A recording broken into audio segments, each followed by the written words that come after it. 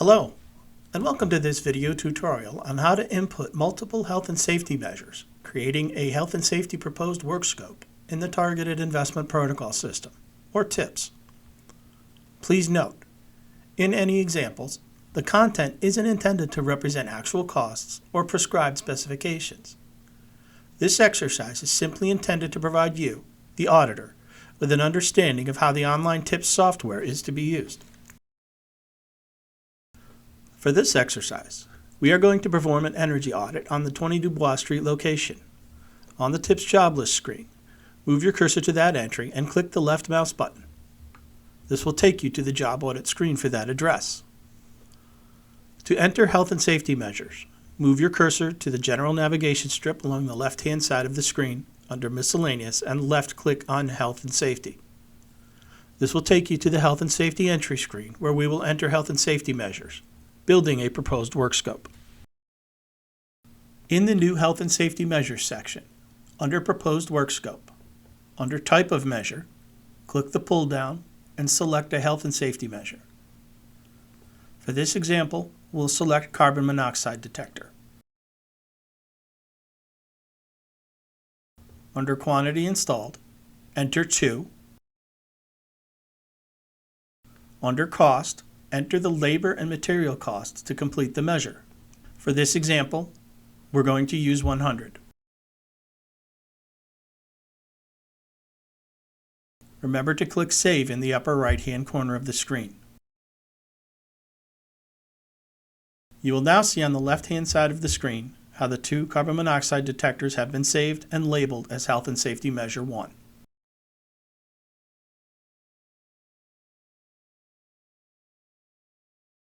To demonstrate a second health and safety measure, click on the drop-down under Type of Measure and select Ventilation Measures for the second health and safety measure.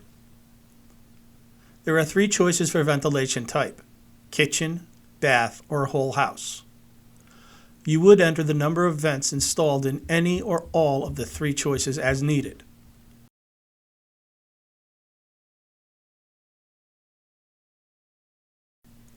For this example, we will enter 1 in the whole house vents installed box. In the cost box, enter the labor and material cost to install the 1 whole house ventilation fan.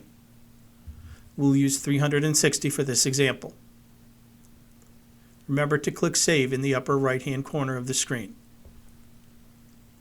You will now see Health and Safety Measure 2, Ventilation Measures, saved on the left-hand side of your screen.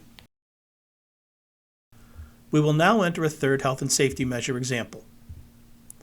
Click the drop-down under Type of Measure and select Miscellaneous to cover a health and safety measure not on the drop-down list.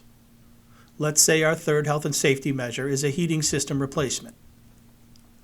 In the Measure Description box, a detailed description is needed. For example, heating system replacement. Flue connected on the unit is badly rusted and cracked, causing flue gases to enter the building. This cannot be repaired and should be replaced to protect occupants post-work.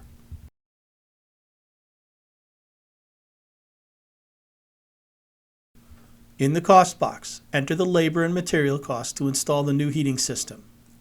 We'll use $4,500 for this example. Click Save in the upper right-hand corner of the screen. You will now see Health and Safety Measure 3, Other Measures, saved on the left-hand side of the screen. We will now enter a fourth health and safety measure example. Click the drop-down under Type of Measure and select Miscellaneous to cover a health and safety measure not on the drop-down list. Let's say our fourth health and safety measure is a hot water tank replacement. In the Measure Description box, a detailed description is needed. For example, the HW replacement. Tank is 15 years old, badly damaged, shows signs of being impacted, dented, with a small leak. Rust is appearing in hot water and resident reports unit is knocking, which has been confirmed. This cannot be repaired. In the cost box, enter the labor and material cost to install the new heating system.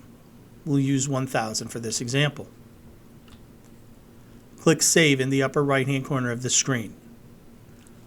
You will now see Health and Safety Measure 4, other measure saved on the left side of the screen.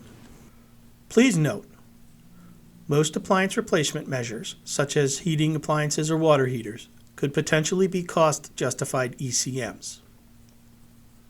In those instances where the measure has an SIR of 1 or greater, per DOE, the measure must be treated as an ECM.